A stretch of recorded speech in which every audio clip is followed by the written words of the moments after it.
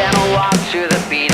We hurt ourselves and it's clear to see. In the end we would rather be anything but lonely.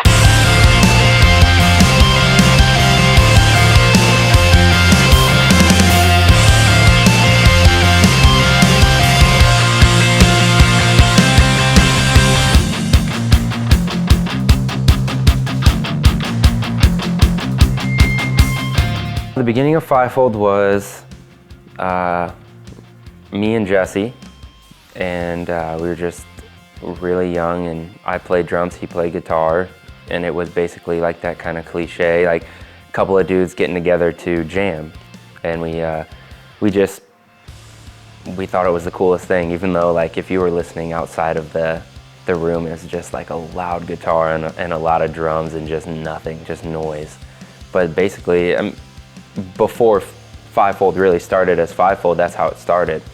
And then from there it branched off into Jesse. I was homeschooled, Jesse went to public school, he went to Fox, and he said, hey, you know, I know this guy at school, he's an amazing guitarist, and we should get together and jam sometime. I think it was 2007, so I was the end of my junior year in high school, and so we were jamming, and we didn't have a singer, and we had, at the time, we had Alan Stocker on bass. He was our first bass player. He was actually my guitar instructor, so we had him come in, we worked out some songs and still had no singer, so Derek went to his church camp with Jesse. For those that don't know or never been to a church camp, there's always a guy or a few guys that have a guitar they bring. They always think they're awesome, and they always play songs for girls. I was the guy. I wanted to be a solo artist. And at that, I believe at Bates Creek Camp is where I was at, and there was a worship leader there, and he was really awesome. So I thought, oh well, I'm gonna talk to him about this. So I went up to him, asked him to listen to a few songs I'd written on my own. Derek actually was playing in the worship band as well. So he came out, not really knowing how I was gonna be. And I guess I impressed him because later on he asked me to try out for this band that didn't have a name, which would later on be Fivefold. We went through a couple of different names. I think one of the first ones that we tried to stick with was called like Fail Safe, I think is what it was called. And then one of the promoters in the area was like, no man, bands, they already have that name. Like, and we were all self-conscious about it because we've never been in bands before. So we're like, all right, well, we'll change it because we don't want to, we want to do something unique. We don't want to step on anybody's toes and be in competition over a name, so at the time we didn't have anything. So we went back to like, let's look through a dictionary, let's look through an encyclopedia. And I don't remember, I think it might've been Derek that found it, but just kind of stumbled across the word Fivefold and the definition. And it just kind of stuck with us because it just simply meant what it was for us. It was just 5 different people who came together, did something, together as one thing.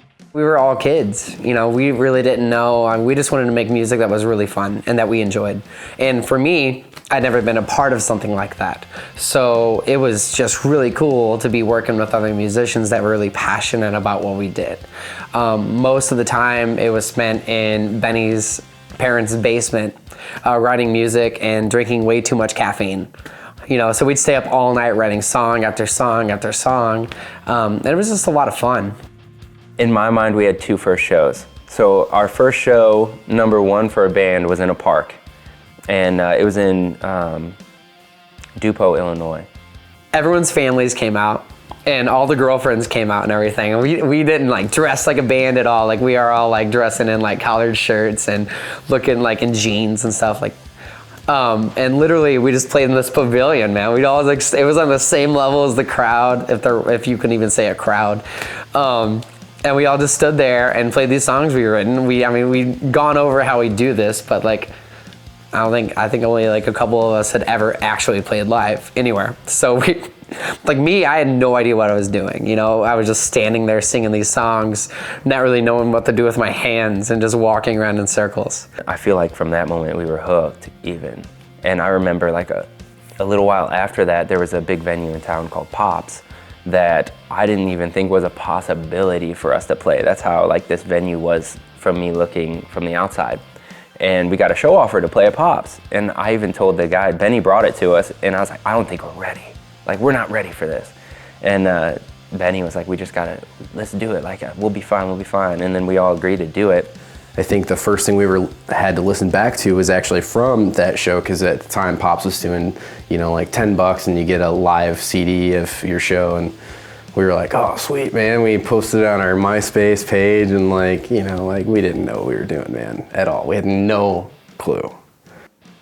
Our original bassist had left. He was just going a different path than we were. We had started to take it kind of seriously. We had this other guy jump in, and he's like, hey, I know this guy named Jim, and he invests in bands, and he likes to be involved with bands, and just, I don't know not a manager per se, but like kind of give them money to go and create a CD or be involved in the branding. So he's like, do you mind if he comes out? And we're like, no, not at all. I mean, we were like, holy crap, like, you can't believe this. This guy wants to come out and listen to us. And at the time we were practicing at a church. So we set up all of our stuff. The guy, Jim, came out, and I remember he looked like a typical business guy.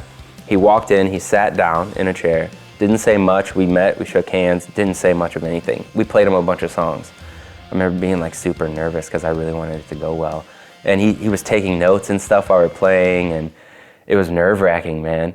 And after we played him a few songs, he's like, okay, it was very nice to meet you, and he left. And I was like, well, okay, like where do we stand type of thing. And so we were like, I guess he's just gonna talk to us later. This is when Jim Story came into the picture. And he started being a big influence on stuff. Jim Story, he showed up and just started like really helping us out and invested money into us. He really just, I don't know why he did it, but he thought he could help us, and he did, and he helped fund the first EP. So we went into the studio with Jason McIntyre at Sawhorse Studios. We wrote the first EP with like Overcome on it and everything. And what's funny about that EP to me is listening to it is that's when in my opinion, when I first started really understanding how to sing. Part of that transition period for Fivefold from the first EP, from recording that, was a lot of like big boy band things that we had never done, photo shoots, which Jim set up. Part of the process of us looking like a real band was, I remember Jim, we all dressed really different. I mean, we were just kids in like high school, and we were awkward kids, and some of us were homeschooled and even more awkward. But I remember him saying we were looking and focusing on looking like a band, and that was kind of in with those photos. And he paid for us to basically go on a mall shopping spree, and he met us at the mall. And he just said, okay, the whole mall, pick out an entire outfit. So Jim was majorly involved. They set us up with our first like real round of merch. I remember he bought stickers, t-shirts. There was even some like gym shorts for girls and guys. I remember we had fake tattoos that we would put on people at our merch booth and stuff. It was just like, we were becoming like what we wanted to be, which was a real band, and that was only because of Jim. So 2010 was the EP, and 2011 is probably around the time that we went back into Sawhorse with no real plans as to what we were doing. We just had another one of those situations come up where it's like, we've got studio time available for a really good price, and we were like, oh, hell yeah, let's do this, let's get in there. So we did, and we went in there we had a couple of ideas. We chose the two best songs and went in and did 2 songs. And so this is where it started getting slippery, and things started getting a little bit crazy for the history of our band.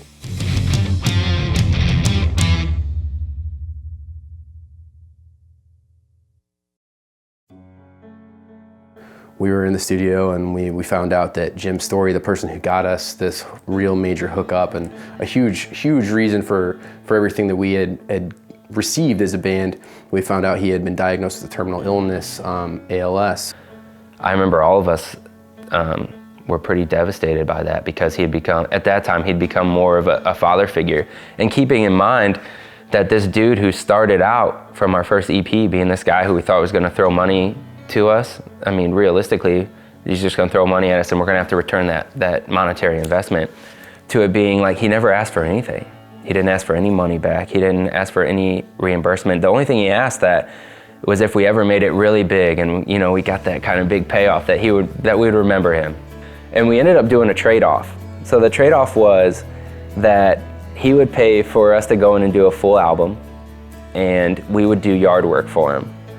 So we did all this landscaping for him, which was my background. And I remember our bass player at the time had done roofing and some other work. And so he was doing some roofing work for him. We were out doing landscaping. So you had Fivefold as a band out just running around Jim's house, doing what we could to try and give back for not only our EP and the clothes and the dinners and everything that he had ever done for us. And then the upcoming album he was paying for. And he said, you have to let me do this. I want to do this. This is important for me, which really kind of blew my mind that it was that important for him to do that for us. So he put us in the studio. We wrote a song called "The Story," and it was written for him and what he was going through. And then we ended up entitling that album "The Story." We got in there and we did The Story, and thankfully Jason McIntyre donated his time for us to be able to do that. So that was really cool of him to hook it up on that. And we went in there and we did the song, and after that was done, Jim heard the song and then he was like, we got to go back, we got to do an acoustic version. We were practicing for a show one day, and I got the phone call the next day that Jesse wasn't breathing. Derek had called me up. And it was the night after we'd practiced and actually named the song Lost Within. Derek had called me up and said, hey, like, Jesse's not waking up. And he's in the hospital right now. It's not a big deal, but if you would like to come visit, you should. And something in my gut told me that something wasn't right with that, the whole thing. And so I immediately drove up to the hospital where he was. And it was terrible. It was the only time in my life that I've ever been that mad. It was like you were expecting this guy who has this disease that's kind of like a degenerative disease. You kind of see him slowly passing. You have somewhat of a timeline, so you're kind of dealing with it, and you expect this to be like this mile marker for you and your group of friends. And then all of a sudden, before you even get to that marker to process, you have something happen that's like, okay, not only are you losing this person, all of a sudden you lost this one that you weren't even prepared for. You didn't know how you were going to handle this one, and then someone even closer, realistically, is gone. Everybody was like kind of torn apart almost, like not in a bad, it is bad, but like everybody just didn't know how to handle it. So you're trying to, like, I remember seeing Benny sitting down on the ground, just kind of looking at the ground, just sitting, and I'm like looking around at other people. I'm trying to be strong for Nicole, his sister, my girlfriend at the time, their family, trying to be strong for myself, for anybody I can. And it was just kind of like, it's kind of like one of those scenes in a movie where you see like a massive earthquake happen and you see all these people kind of like dazed. That's exactly what it felt like. Time was really slow, and it was just so much happening at one time.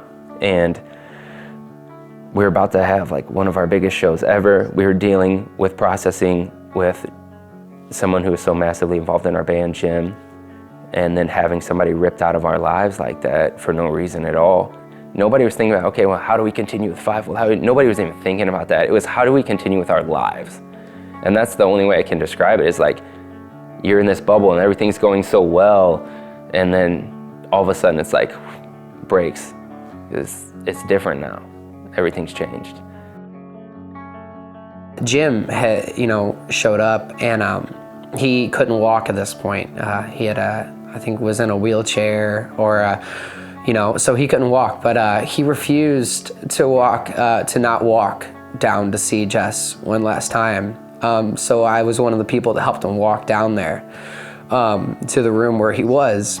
And we walked into the room, and everyone was crying and very upset. But Jim, shed a few tears, but he walked up to Jesse, and I'm sitting there helping him hold himself up, and he whispered in Jesse's ear, "I'll see you soon." And being like the person that heard that, I just, it's just crazy, man. And I don't think Fivefold was ever the same after that. You know, how could we be?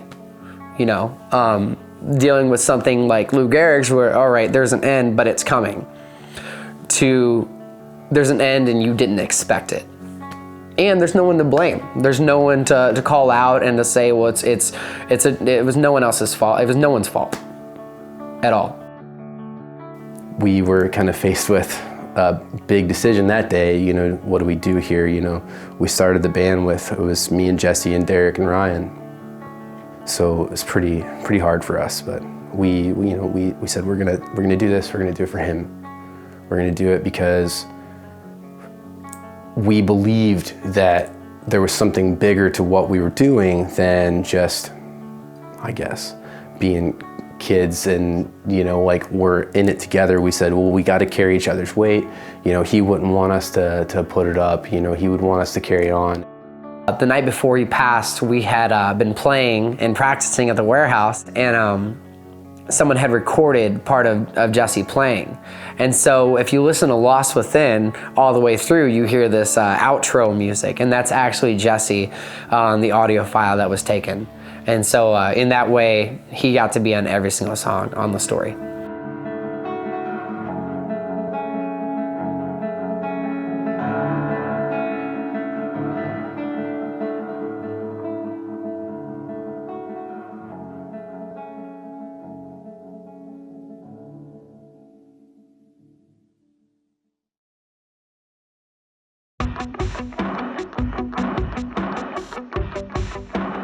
After 2012, we really didn't know what we wanted to do. You know, I think for a while we just played the songs we'd already written. To write a new song was such a scary thing for us, and it was a very slow process till we even built up the nerve to say, hey, we should probably do this. I don't recall the first song we wrote. I know we tried out different members, and there were a lot of members that were really, really influential. Once again, you know, having new people, we had new influences, we started writing new music. And at that time, we were all trying to figure out, you know, how do we elevate this? How do we do something bigger and better than what we've already done? You know, what can we do? You know, we had this little bit of tragic boost that got us somewhere, but we need to, you know, pick it back up and do something different again, you know? And so we started writing, and I had done a little bit of research on my own trying to find producers, and I came across Matt Ameling.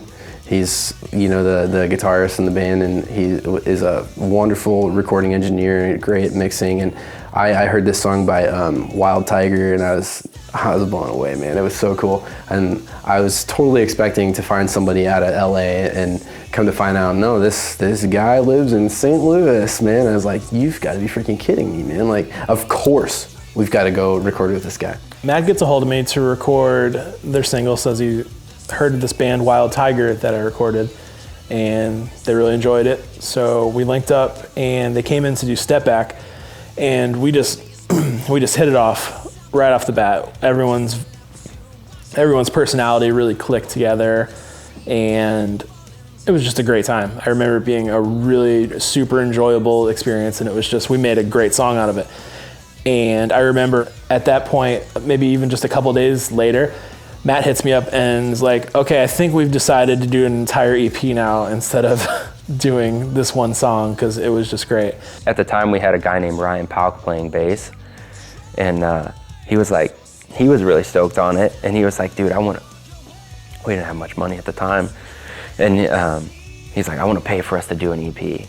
And we're like, dude, are you sure? He's like, yeah, like we got to pay to do an EP. So Pauk, as we call him, funded the Hold On EP, and we went in and recorded that whole album. And actually, the album's called Hold On, but that song wasn't supposed to be on the album at all. We had picked all of our songs, and we had picked a weekend night to have the full studio experience and sleep in the studio and record and stuff.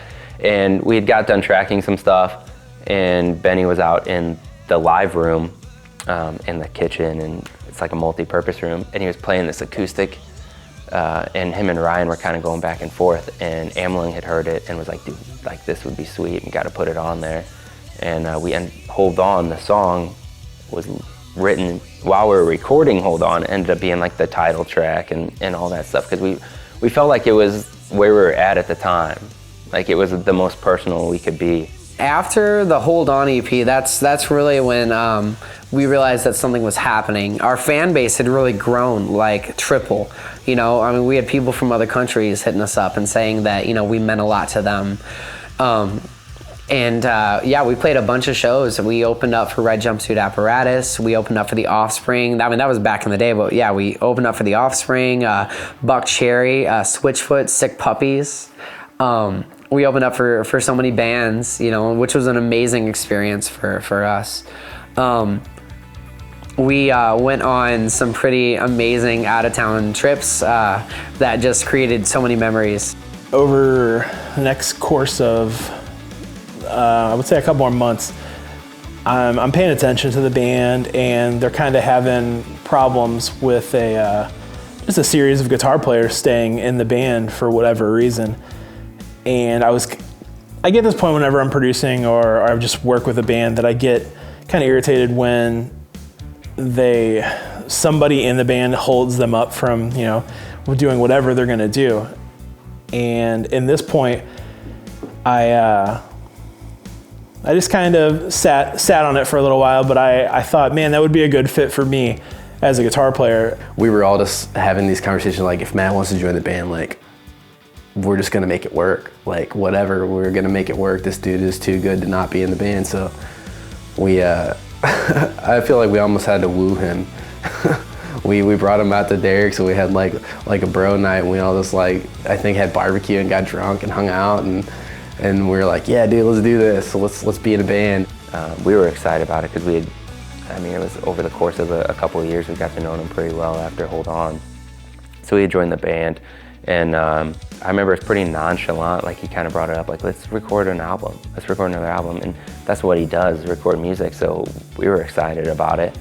And so I remember we had a couple of things already written and stuff, and then at this time our sound was kind of changing because Amalung had joined the band, and we were all kind of evolving as musicians and stuff. It kind of took more of like a pop, rock, kind of alternative pop, I don't know what you would classify it as. It kind of took this turn, and so we had decided to record this album.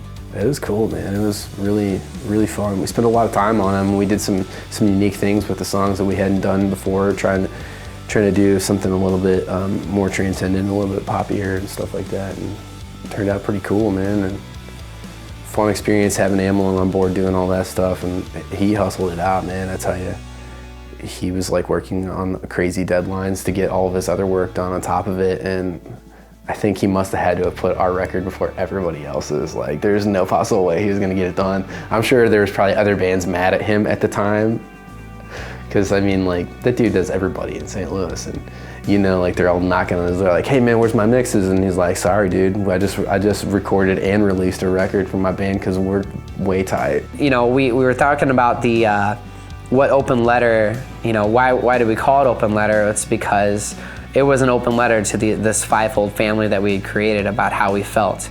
You know, it was, imagine if you write something inspirational and said, anyone can read this. That's what it meant to all of us, I think.